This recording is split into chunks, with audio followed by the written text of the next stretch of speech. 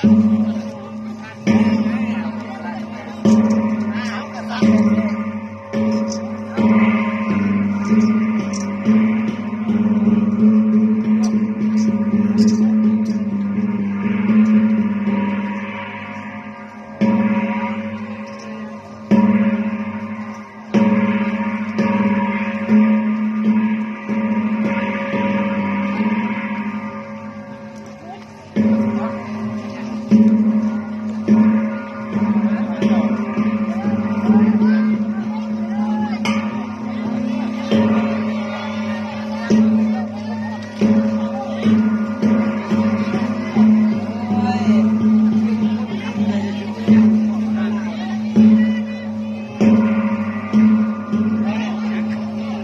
กยำนี่เนาะ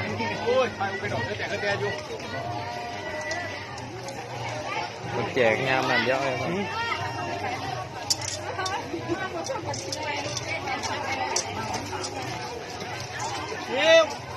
ซิวจวดนั่นแหละ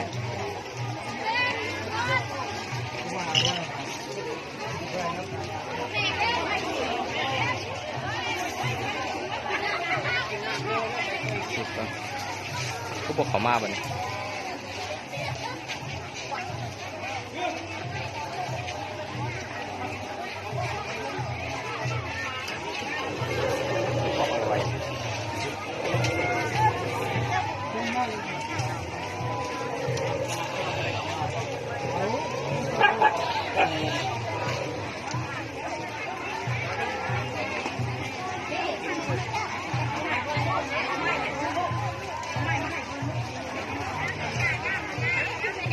ไม่ใช่ผูกฟอน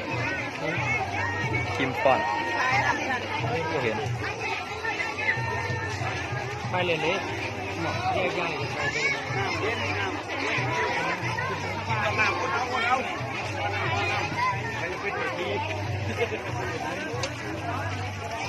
ไป